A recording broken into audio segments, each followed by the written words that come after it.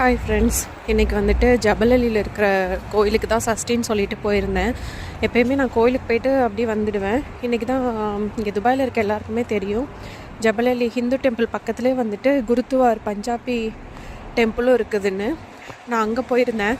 அங்கே பார்த்திங்கன்னா சாப்பாடு வந்துட்டு எல்லா டைமுமே கொடுக்குறாங்க. 3 வேளையுமே நம்ம சாமி கும்பிட போயிட்டு அங்கே சாப்பாடு போய் சாப்பிட்லாம், அன்னதானம் மாதிரி. ரொம்பவே சூப்பரான ஃபுட்டு. நாங்கள் இன்றைக்கி நைட்டு போயிருந்தோம்.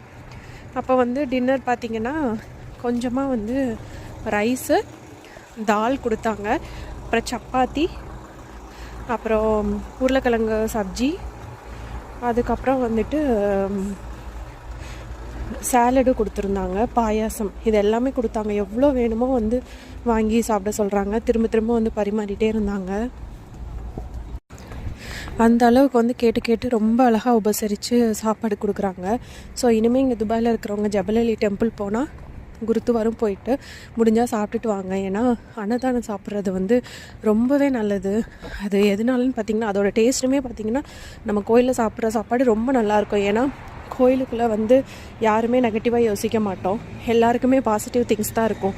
ஸோ அங்கே நிறைய பாசிட்டிவ் இருக்கிறனால அங்கே உண்டாக்குற ஃபுட்டுமே பார்த்திங்கன்னா ரொம்பவே நல்ல ஒரு டேஸ்ட்டாக இருக்கும்.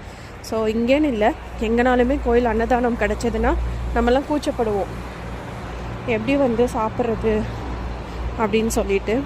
இனிமேல் வந்து அந்த மாதிரிலாம் கூச்சப்படாமல் அன்னதானம் கிடச்சதுன்னா வந்து யோசிக்காமல் சாப்பிட்ருங்க. ஏன்னா அது வந்து அவ்வளோ ஒரு பாசிட்டிவ் நிறைஞ்ச ஒரு ஃபுட்டு, கிடைக்கிறது ரொம்ப வந்து புண்ணியம். ஸோ சாப்பிட்டு பாருங்கள், அதோட டேஸ்ட்டை நீங்கள் ஃபீல் பண்ணுவீங்க. அவ்வளோ ஒரு டேஸ்ட் இருக்கும் கோயிலில் சாப்பிட்ற சாப்பாடாக இருக்கட்டும், பிரசாதமாக இருக்கட்டும். அதனால தான் கோயிலில் வாங்குகிற பிரசாதமோ சாப்பாடோ வந்து அவ்வளோ டேஸ்ட்டாக இருக்குது. ஓகே, பாய்.